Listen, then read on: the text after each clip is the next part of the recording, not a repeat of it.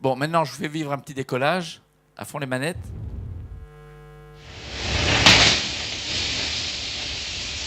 Alors, on allume les moteurs à oxygène-hydrogène d'abord, et seulement s'ils sont bien allumés, on allume la poudre. Parce que les moteurs liquides, on sait les arrêter, mais pas la poudre.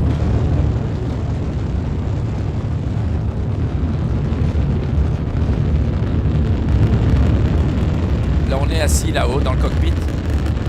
Et on sent la poussée dans notre dos. On est assis comme dans un avion, sauf qu'on a le nez vers le haut. Donc on repose sur notre dos.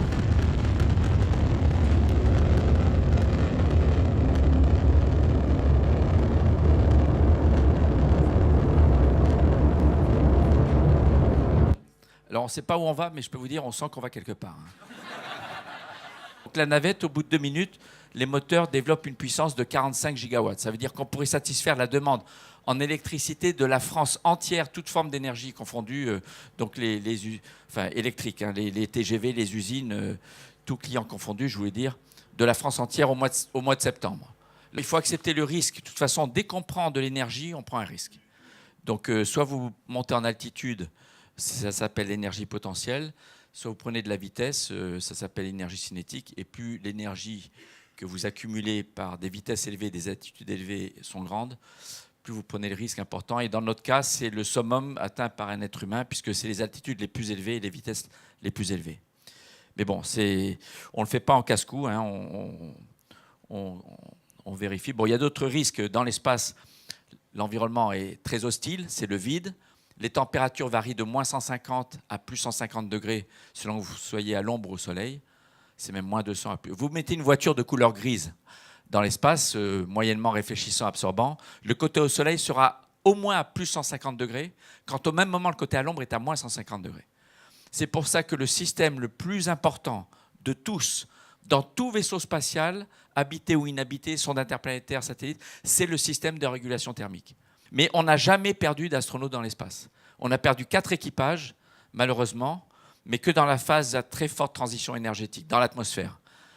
Il y a eu deux pertes d'équipage russe en Soyouz à la rentrée, et il y a eu une perte d'équipage américaine à la montée et une autre à la rentrée. Challenger en 1986 et Columbia il y a 15 ans, en janvier 2003.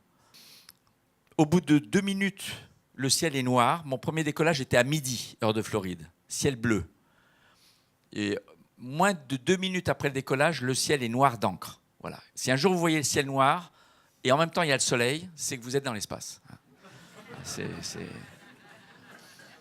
L'apesanteur, c'est pas l'absence d'attraction terrestre, c'est lorsqu'il n'y a plus que ça.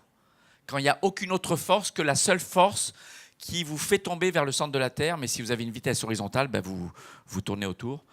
Voilà, c'est le fait d'être en chute libre permanente. Et ce qui marque le plus à vie les astronautes, qu'on appelle l'overview effect, c'est la vue de la Terre. Parce que le champ de vue porte à environ 2500 km à la ronde. Le contenu change très vite, puisqu'on fait le tour de la Terre en 1h30. Et donc, on traverse la France en 2 minutes, par exemple. Et en plus, ce qu'on voit est beau. Beau et impressionnant. Les éclairs, les ouragans, les volcans, mais aussi le vivant, les éclosions de phytoplancton et les contrastes entre les déserts, les forêts, les glaciers, l'Himalaya, etc. Personnellement, je n'aime pas trop dire la Terre, la planète est fragile, parce qu'elle nous survivra. Quand vous voyez les volcans, les ouragans, vous vous dites que il y a de la puissance géologique, climatique. Et quand vous voyez les impacts d'astéroïdes du passé, vous vous dites qu'il y a des énergies en jeu qui nous dépassent. C'est nous, c'est le vivant qui est fragile, c'est l'écosystème terrestre. Depuis le début des vols habités, à tout moment, il est prévu une possibilité de décision de retour sur Terre immédiat.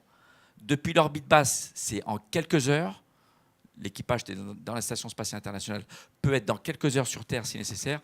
À l'époque des missions Apollo, c'était 2-3 jours maximum. Mais quand on prendra les vitesses de l'ordre de 11 km par seconde pour quitter l'attraction terrestre pour aller vers Mars, l'équipage sera committed, comme on dit en anglais. Je n'aime pas dire condamné parce que ce n'est pas condamné au sens classique, mais sera obligés d'attendre des mois avant d'envisager d'être de retour sur Terre. Donc ce sera assez différent. On oriente beaucoup en ce moment la recherche à bord de la station sur l'humain, parce qu'on veut connaître le mieux possible les bouleversements physiologiques avant d'envoyer des humains vers Mars. Et en ce moment, ce qui nous tourmente, c'est qu'il y a quelques cas extrêmement rares, mais il y a quelques cas d'astronautes, le globe oculaire est déformé de façon plastique définitive, et des gars qui avaient une vue parfaite sont obligés de porter des lunettes à vie.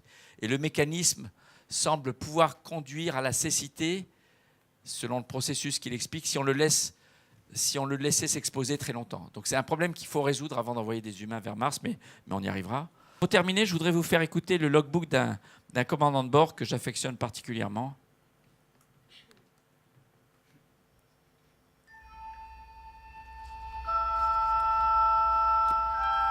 Space, the final frontier. These are the voyages of the Starship Enterprise. Its 5-year mission, to explore strange new worlds, to seek out new life and new civilizations, to boldly go where no man has gone before. Voilà, le Captain Kirk, notre mission, explorer de nouveaux mondes étranges. Et pour ça, il faut y aller, donc il faut les moyens de transport.